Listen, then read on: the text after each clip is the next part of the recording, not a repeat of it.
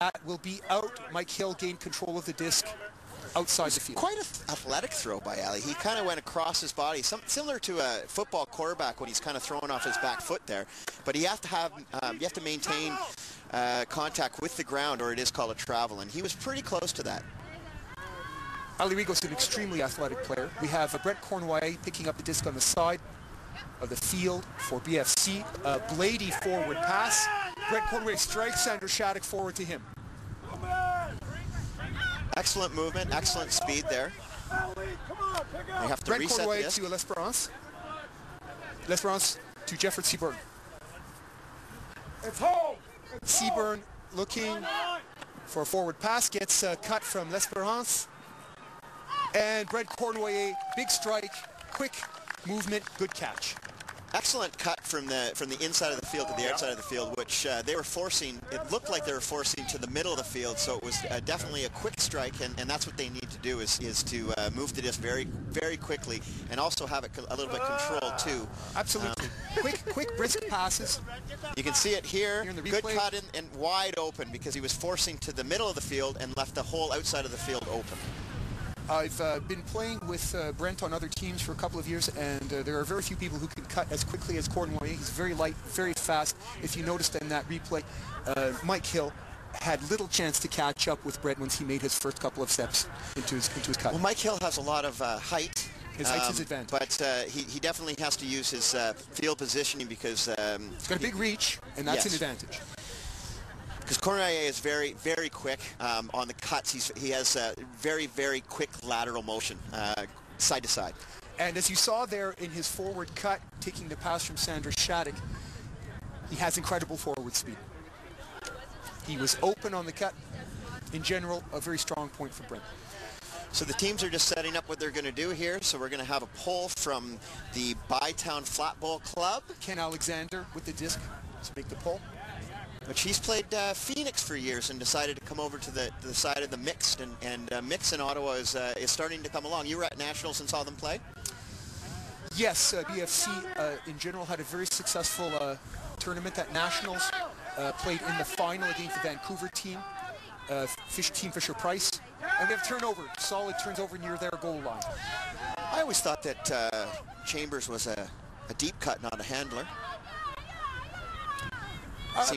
Paul Chambers in general is a pretty strong player, and we have a catch in the end zone. That's Jamison McKay catching the point. He's trying out for this team. They're using this, Bytown Flatball Club is making a bid for UPAs, which is the U.S. National Championships. Right. And it's more like the North American National Championships, but a few teams from Ottawa try to make bids, and so Flatball is trying to make a bid for this tournament. Have to do sectionals next weekend, then the regionals. And I think he's a new player and trying to make the team, so that looks pretty good on him to get that point. Jamison McKay has incredible speed, very good disc reads, and you could see there his cut along the line left Solid's defense very vulnerable. He had a defender close to him, but the throw was on the money. Who threw that, Rob? Did you see it? No, I didn't, but it was hard to see anybody else throwing with those blinding shoes that Jamison McKay's wearing, the yellow cleats. Makes him a marked man on the field. I don't know if Jamison McKay has a contract to wear the yellow cleats, but they are looking good. Not sure if he's sponsored by Nike or not. Oh, here we go. Here's the throw. Now, who's that with the disc? It's Dave. Dave's got the disc. Jackie Mercer. That was Jackie Mercer's throw.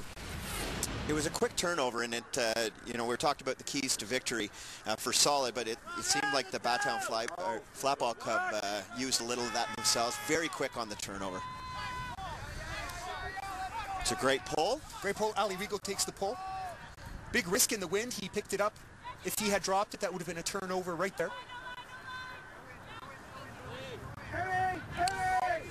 They're looking to center the disc. Solid puts it forward. Very floaty, high-risk pass, and it's intercepted by Dave Milks. Dave Milks being marked. It's puts forward. Quite a throw by Dave. Nice catch in the end zone. I believe that's Sean Harkness scoring the point for BFC. No, it was not Sean. It was an interesting throw by Dave Milks because he didn't sort of float flat like you normally see a disc thrown in the air. It was sort of a pancake throw. It was sort of just a throw to move the disc forward. Somebody was open there. which was... That's Kenny Alexander who caught the point. You see a very fast tic-tac play. They didn't have the disc for very long at all, a couple of seconds each time. Now, Dave Milk's throwing choice there was actually quite stable in the wind, even though it was an unorthodox throw. If we weren't having a windy day, I'm sure that Mr. Milks would have chosen a different style of throw. And just so that the viewers at home can't really tell where the wind is going, or if there even is a wind at all, the wind is actually blowing at us. So it's blowing into the face right now, sort of with the Bytown Flatball Club. So they're actually throwing into the wind. So you'll notice that the disc is kind of knocked down a little bit. They're not going to get all the way maybe to the end zone. And sometimes they use different things, like they throw a forehand that is a roller, right. that sort of rolls out of bounds.